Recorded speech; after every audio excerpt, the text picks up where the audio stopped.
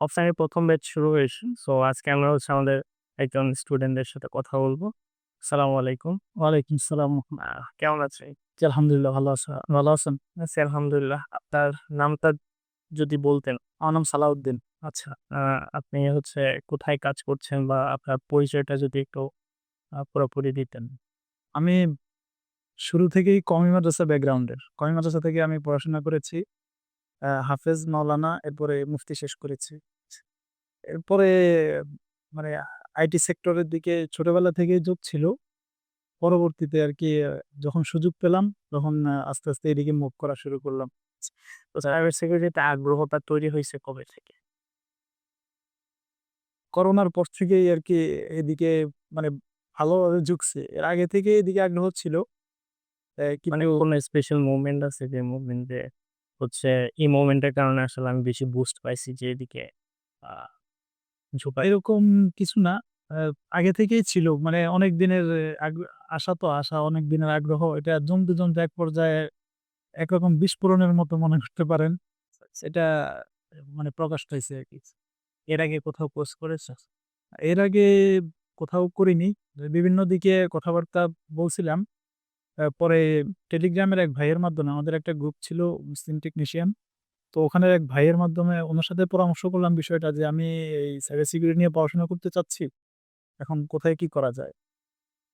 প্রচলিত কিছু যারা মানে বুস্ট করে খুব বেশি, উনাদের ব্যাপারে বললাম যে, "এগুলা দেখলাম, আমার কাছে ভালো মনে হইতেছে। আপনি কি মনে করেন? বা আপনার কাছে কি মনে হয়?" তো উনি বলল যে, "ভাই এগুলা উনারা বুস্টই করে কিন্তু ওখানে আসলে তেমন কিছু পাবেন না আপনি।" আমি বললাম, "তাহলে আপনার কোনটা ভালো মনে হয় বা কোথায় গেলে আমার জন্য ভালো হবে?" যেহেতু আমি কওমি ব্যাকগ্রাউন্ড থেকে আসছি, আমার আমার তো একটু অন্যদের থেকে আমার মেহনতটা বা আমার পরিশ্রমটা একটু বেশি হবে। তো উনি আমাকে শেরে বাংলার কথা বললেন। আচ্ছা, তাইলে ওইখান থেকে সাইবার বাংলার সাথে জি, পরিচিত। জি। উনি আমাকে সাইবার বাংলার যে Facebook গ্রুপ আছে ওইটার লিংক দিয়ে দিছে। যে এখানে আপনি ডিসকাশন করেন বা উনাদের সাথে পরামর্শ করে উনাদের ইয়েতে চলেন।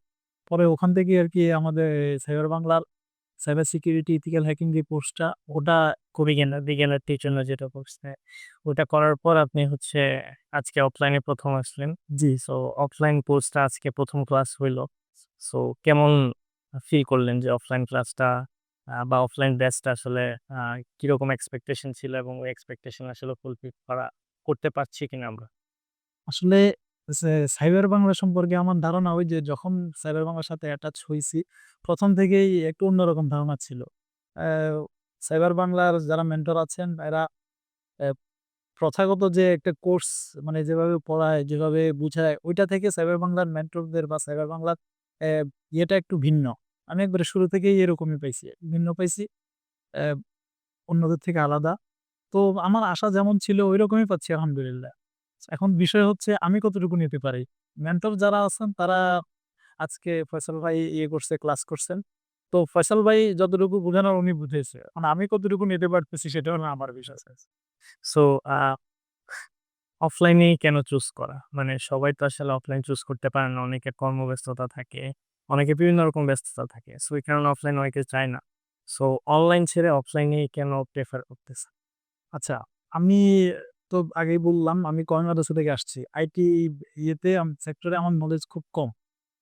অ্যা আমি আসলে অনলাইন থেকে আগে যে কোর্স করছি ওইটা আলহামদুলিল্লাহ অনেক ইয়ে হইছে, আপগ্রেড হইছে আমার। কিন্তু প্রপার যতটুকু অন্যদের যতটুকু হইছে, যেমন কেউ আছে সিএসসি থেকে পড়াশোনা করে আসছে, কেউ ডিপ্লোমা করছে। আমার তো এরকম কোনো ব্যাকগ্রাউন্ড নাই। একবারে এগুলা থেকে আমার মানে অনেক দূরত্বে আমি। তো ওই আরকি একটা অ্যাটাচ হওয়ার জন্য অফলাইনে আসা।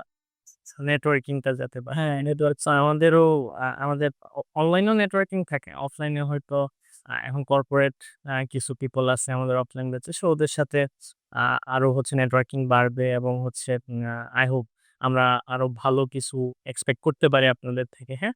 সো ইনশাআল্লাহ সামনের ক্লাসগুলোতে দেখা হবে। ওকে।